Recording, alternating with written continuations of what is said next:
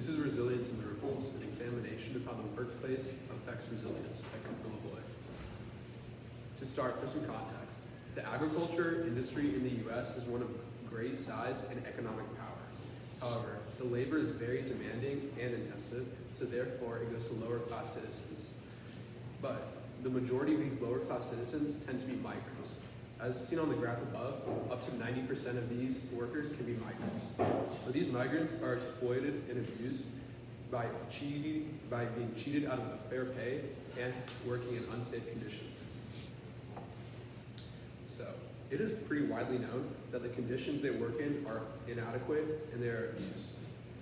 This is backed up by an example of a Columbia University graduate and social justice journalist, Olivia Hefferman, when she wrote about the late Pedro Joge. She wrote, quote, "The 42-year-old worker, Pedro Joge, took a break to walk home for some Tylenol, but was soon found convulsing on the floor later by his 4-year-old daughter and died 4 days later."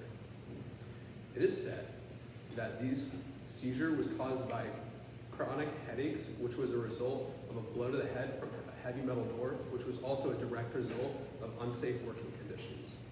Although this is a very extreme example, it is very real. Some more general examples come from professor at University of Detroit, Maureen J. Anthony, which he wrote, quote, "Farm labor requires intense labor, often in inclement weather with dawn to dusk working hours, and where falls from ladders and trees are common, along with farm equipment-related injuries." She also wrote that workers are also exposed to chemicals and pesticides frequently, resulting in health complications, end quote. So this shows how the conditions are very unsafe and inadequate. However, my main claim is that the trauma that has resulted from these unsafe conditions and abuse will form resilience. An example of this is the 2010 Haiti earthquake that claimed the lives of 316,000, which created lots of trauma for Haiti. However, Haitians developed much resilience from this trauma and they lived on through it, even though it was the worst earthquake in modern history since 1900. Professor of Behavioral and Community Sciences, Gizmi Rahil, wrote that, quote, "The outcomes of trauma aren't limited to adverse health or social outcomes. Cumulative trauma results in adaptive recovery and resilience," end quote. So despite the bad and the trauma, Haitians lived on through the resilience that they built up because of the trauma. And this equals that moving on results in trauma. Another great example of how moving on results in trauma, how moving on results in resilience is from the Meditations of Marcus Aurelius. Marcus Aurelius was a great philosopher and Roman emperor who wrote that one must suppress the thought, "I am hurt," and through suppressing the thought, you suppress the injury. This is so because when you don't get hung up on your injury, you will heal much faster. And this shows how moving forward will heal you. This ties in though because most migrants come to work every day, even after the trauma they've seen. And through this, they heal and build resilience. Now one may ask though, what exactly is resilience and where is it derived from? Resilience is derived from hardships and abuse, according to the American Psychological Association, when they write, quote, "The process and outcome of successfully adapting to difficult or challenging experiences, especially through mental, emotional, and behavioral flexibility to external and internal demands." And the sheer nature of being a migrant farm worker is very demanding and abusive. So it is very easy to see how resilience is built up through it. And this is backed up by The Guardian when they interviewed a former migrant farm worker who remained anonymous in fear of retaliation from his former employer. He quotes that the work began daily at 3 or 4 a.m. and ended at 3 or 4 p.m. with just one 15-minute lunch break a day and making $225 for 15 days of work. He also said that there was a lot of abuse for a little pay. This shows how the trauma and conditions can build resilience and how much trauma there actually is in this profession. Another reason resilience is built up through trauma is the trauma caused through lack of health care. So given that most of these migrants are undocumented, they do not receive any health care through their employer. And the National Farm Worker Ministry wrote that farm workers lack preventative health care and unfortunately also face disproportionately large hurdles in accessing that needed health care. Because of all the injuries and unsafe environment because of all the injuries that are sustained in this environment, healthcare is an integral portion of the profession. Without healthcare, though, mental illnesses also go unnoticed.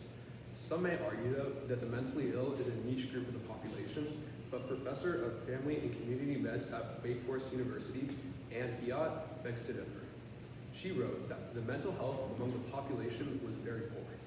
Nearly half of them associated with depression, 18% reported functionally impairing anxiety, and also 1/3 of them reported having an alcohol dependency. This shows how prevalent mental illness is within the population and how serious it is. But without healthcare, it goes unnoticed and only progresses further to the point where it can destroy a life. And resilience is built up through this because much trauma is derived from not being able to access healthcare. So, the most consistent counterclaim I encountered in my research was that migrant farm workers do not actually form resilience, but rather turn to substance abuse for gratification.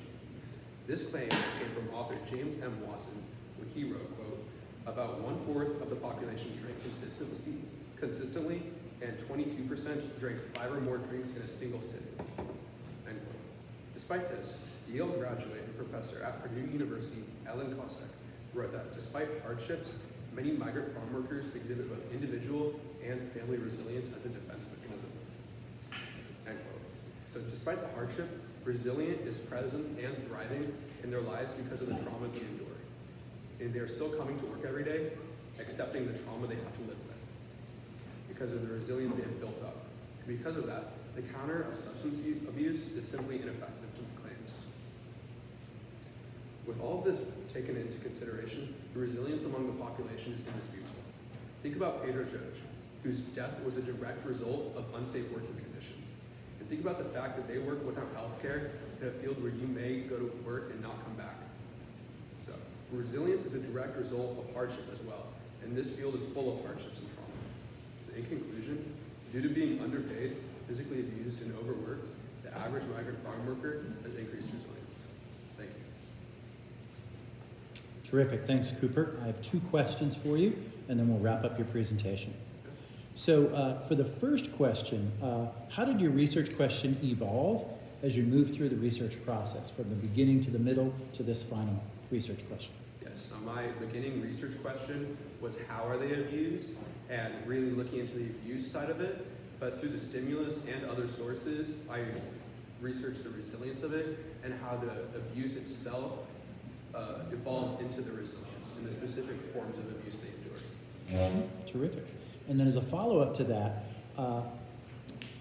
what additional questions emerge from your research? Like if you were going to do this project all over again, having finished, what might your new research question be? Yeah, so some questions that evolved from my research was, what can we do about it and why hasn't the government stepped into it yet? Although these are migrants, the employers are usually documented citizens in the US and they're violating like human rights and working conditions. So I think there is some government interference to be made.